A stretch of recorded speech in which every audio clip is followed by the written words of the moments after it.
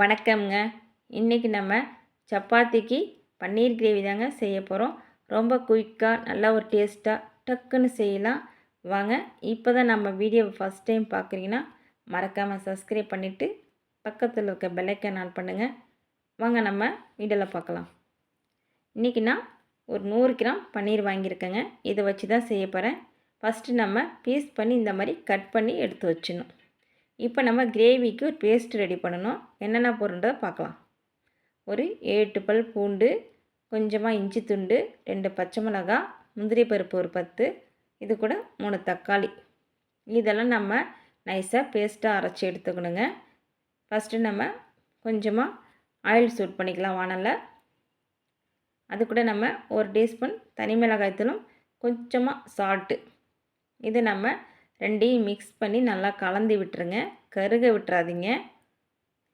இந்த மாதிரி நல்லா கலந்து விட்டுருங்க. இப்போ இது கூட நம்ம ஒவ்வொன்றா நம்ம பன்னீர் பீஸை சேர்த்துக்கலாம். இப்போ எல்லாத்தையும் சேர்த்தாச்சிங்க. இதை நம்ம ஒரு 2 to 3 நிமிஷம் திருப்பி விட்டு ரோஸ்ட் பண்ணி எடுத்துடலாம். நமக்கு ரொம்ப டைம் எடுக்காதுங்க.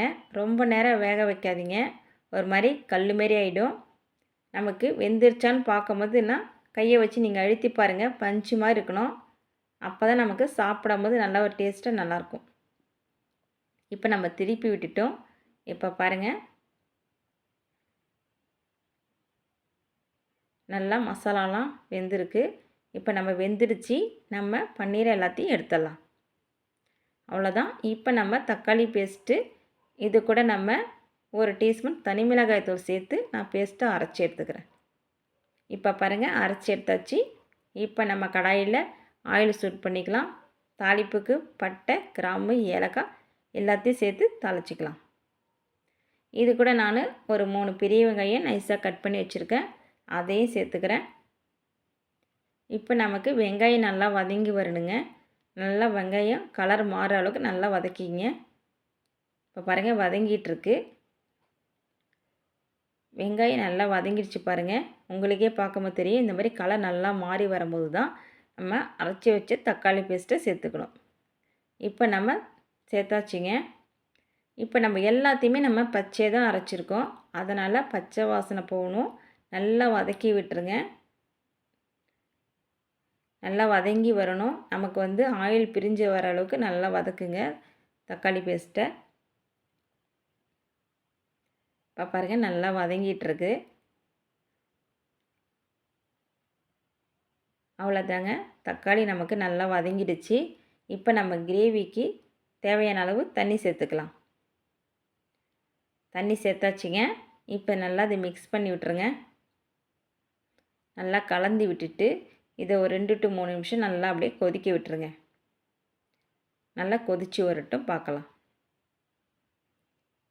இப்போ பாருங்கள், நல்லா கொதிக்குது. இந்த டைமில் நான் ஒரு டீஸ்பூன் கரம் மசாலா சேர்த்துக்கிறேன். இது கூட கொஞ்சமாக சால்ட்டு சேர்த்துக்கிறேன். நான் ஏற்கனவே தக்காளி பேஸ்ட்டு அரைக்கும் போது தனி மிளகாய் தூள் சேர்த்துருக்கேன் ஒரு டீஸ்பூன். அதனால் கரம் மசாலா மட்டும் சேர்த்துக்கிறேன். இப்போ எல்லாத்தையும் மிக்ஸ் பண்ணி விட்டுருங்க. கொதி வரட்டும். கொதிக்கும் போது நம்ம பன்னீரை சேர்த்துக்கலாம். இப்போ நல்லா கொதிச்சிட்ருக்கு பாருங்கள். இது கூட நம்ம பன்னீர் எல்லாத்தையும் சேர்த்துக்கலாம். பன்னீரெல்லாம் சேர்த்தாச்சிங்க. இப்போ லாஸ்ட்டாக இறக்கும் போது, கொதிச்சதுக்கப்புறம் லாஸ்ட்டாக இறக்கும் போது நம்ம கசூரி மெத்தி போட்டுட்டு நல்லா மிக்ஸ் பண்ணி விடுங்க.